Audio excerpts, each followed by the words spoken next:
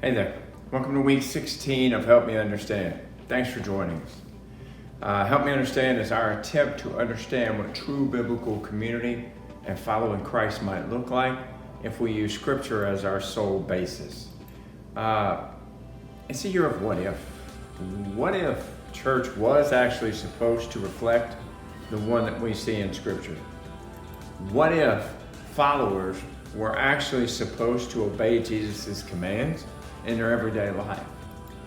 So far on this journey, we've looked at what does it mean to know Jesus? What does it mean for Him to know us? Is that important? We looked at what does it take to remain in Him? What does it take to have joy? How do we get that peace? So what is this life supposed to look like? Just a life of faith. Then we landed here recently on the Sermon on the Mount. Sermon on the Mount is considered by most as Jesus' greatest sermon, greatest message. And I think it's because it has so many applicable lessons within it. And it's just across the board telling you how to live life. So we've looked at 3 so far, and we've dealt with anger, lust, divorce. I mean, wow, that's enough, Jesus. Could we just stop there? But He doesn't. This week, He launched into, I look at it as, it talks about making oaths and making promises. And when I read it, I think it also talks a lot about us controlling our tongue. But let's see what you think. Take a look at the verse. Matthew 5:33 through 37. Again you have heard that the ancients were told, you shall not make false vows, but shall fulfill your vows to the Lord. But I say to you, take no oath at all, neither by heaven, for it is the throne of God, nor by the earth, for it is the footstool of His feet, nor by Jerusalem, for it is the city of the great King. Nor shall you take an oath by your head, for you cannot make a single hair white or black, but make sure your statement is yes, yes, or no, no. Anything beyond these is of evil origin. Matthew 5:33 through 37. All right, so those are the verses. Now it's your turn. Question 1, what are these verses saying?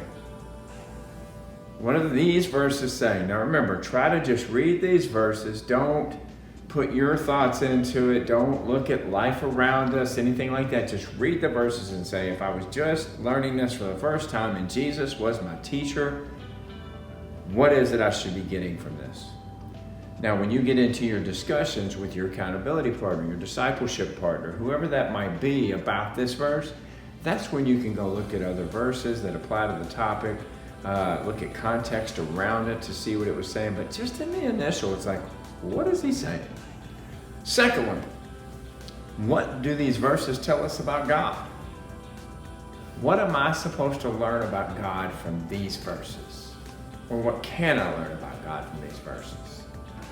Third thing, what do you find most challenging about these verses? I know what I find most challenging. What do you find most challenging?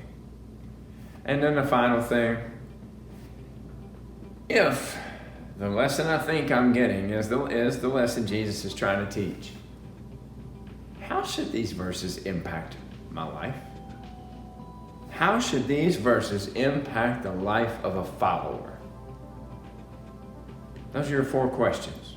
Remember, if you take the time to answer in the comments below, and then you attend the renewal class, you will be entered into a drawing. It's for a gift card. That gift card is coming from a portion of our tithe. It's just our way of saying thank you. Thank you for offering another perspective as to what these verses are saying, which helps us to grow. It also helps anybody who might watch this video, whether it be this week or 6 months from now, 5 years from now. I don't know how YouTube works. It could be here 10 years from now, for all I know. But it helps anyone who might look at this, watch this video and go, I wonder what these verses are saying.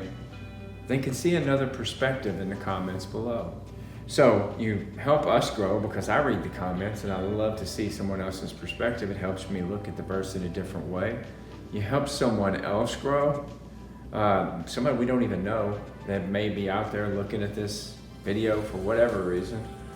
And the last one is, it's gonna help you grow. If you will honestly answer these questions and ask God to reveal to you His truth in this, I promise, He will give you the opportunity to obey it. He'll tell you what it means. You'll then have the opportunity to obey it, and if you will, it'll change your life. You'll get the joy and the peace that He promises in Scripture. Beyond a shadow of a doubt, I can promise you that. I've experienced it. So that's our challenge. Answer the 4 questions in the comments below if you would, to help us out. You'll be entered into the drawing for the gift card. If you win the drawing, you're at the meeting, you win the drawing, and you don't have a need, you say, man, God has blessed me, everything is going well right now, and you win the gift card, consider using it to bless someone who's not having such a great week and is in need. If you win the gift card and this has just been a crap week, everything seems to be going wrong, I don't know how I'm going to make ends meet, whatever the case may be, then consider the gift card a blessing. Because there is nobody we would rather invest in than you. Thank you for joining us. Thank you in advance for answering the questions in the comments below. We love you, pray for you, and I pray that God blesses you and that you have an amazing, amazing week.